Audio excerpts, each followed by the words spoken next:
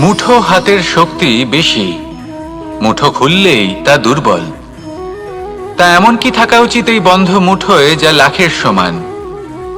মানসিকতা এবং স্বপ্ন। মানুষ জন্মগ্রহণ করে, তার মানসিকতা সময়ের সাথে উন্নত হয়। মানসিকতা অনুযায়ী সে স্বপ্ন দেখে, আর সেই স্বপ্ন সার্থক করতে সে পরিশ্রম করতে থাকে। কিন্তু খুব গুরুত্বপূর্ণ একটা কথা আছে যা আপনার মনে রাখা উচিত। আপনার এই মানসিকতা, আপনার এই স্বপ্ন, তা যেন আপনার নিয়ন্ত্রণে থাকে। আপনার বন্ধ মুঠোয় যেন এর লাগাম থাকে, আপনি যেন এর প্রভু হন। রাধা। অন্ধকারাচ্ছন্ন রাত্রি যদি এসে থাকে, তাহলে আলোকিত প্রকাশ নিয়ে সূর্য অবশ্যই আসে। রোগ যদি এসে থাকে, তাহলে তার ওষুধও অবশ্যই আসে। সমস্যা যদি আসে, তাহলে সেই সমস্যার সমাধানও নিজে থেকেই আমাদের কাছে চলেই আসে।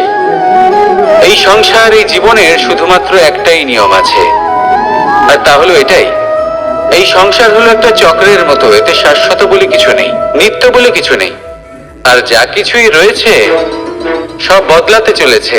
যদি আপনার জীবনে দুঃখ থাকে, সমস্যা থাকে, যদি আপনি বিপদ দ্বারা আচ্ছন্ন, তাহলে মনে রাখবেন সবকিছু বদলে যেতে চলেছে। দুঃখের সময় কাঁদবেন না, মনকে আরো দুঃখী করে তুলবেন না, কারণ এখানে যা কিছুই এসেছে তা যাওয়ার জন্যই এসেছে। তাহলে এত চিন্তা কিসের? আনন্দ সহকারে জীবন যাপন করুন, আর আমার সাথে ভালোবেসে বলুন রাধা রাধা। সেখানেই যদি আমি উত্তর এবং দক্ষিণের কথা বলি, তাহলেও সেই একই ব্যাপার।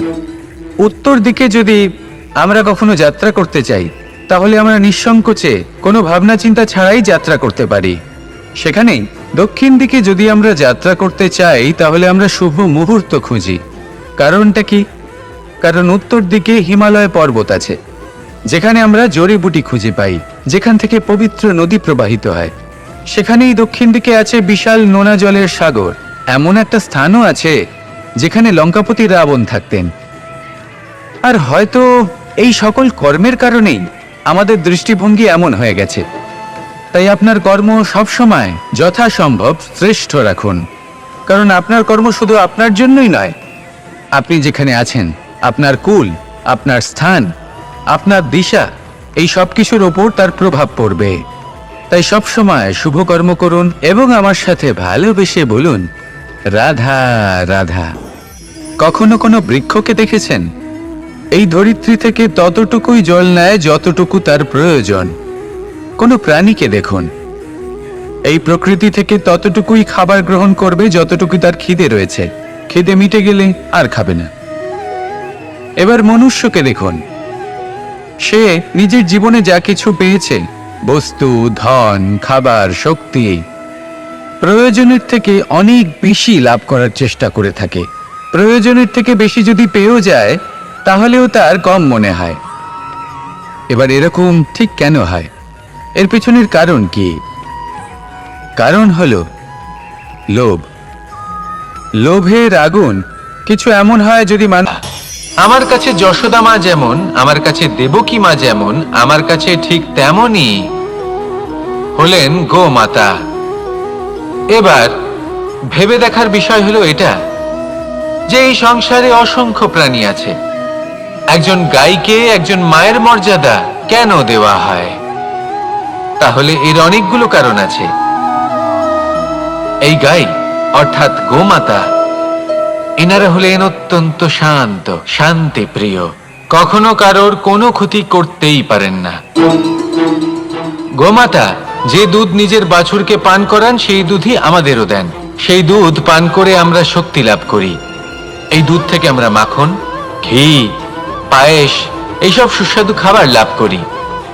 গোমাতার গোবর আমাদের জ্বালানি হিসেবে সাহায্য করে, যার ফলে খুব কম সংখ্যক কাঠ ব্যবহার করা যায় এবং বেশিরভাগ জঙ্গল সুরক্ষিত থাকে।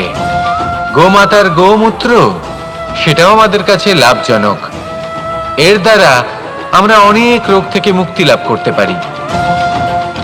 গোমাতা যখন একটি বাছুরকে জন্ম দেন, তখন সেই বড় হয়ে আমাদের ক্ষেত কর্ষণ করে।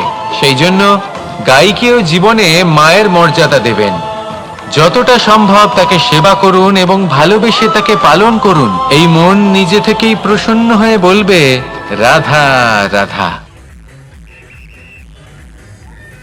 ভগবান শ্রীকৃষ্ণ বলেছেন যে তার জন্ম এবং কর্ম ইত্যাদি সবই দিব্য, এবং কেউ যখন তত্ত্বগতভাবে তা জানতে পারে তখন তিনি ভগবত ধামে প্রবেশ করার যোগ্যতা অর্জন করেন। ভগবানের জন্ম একজন সাধারণ মানুষের মতো নয়। সাধারণ মানুষের জন্ম হয় কর্মফলের বন্ধনে আবদ্ধ হয়ে। ভগবানের ফলস্বরূপ যে এক দেহ থেকে অন্য আরেক দেহে দেহান্তরিত হয়। ভগবান জন্মের কথা বিশ্লেষণ করে ভগবদ্গীতায় 2য় অধ্যায়ে বলা হয়েছে যে তিনি তার নিজের ইচ্ছা প্রভাবে আবির্ভাব হয়।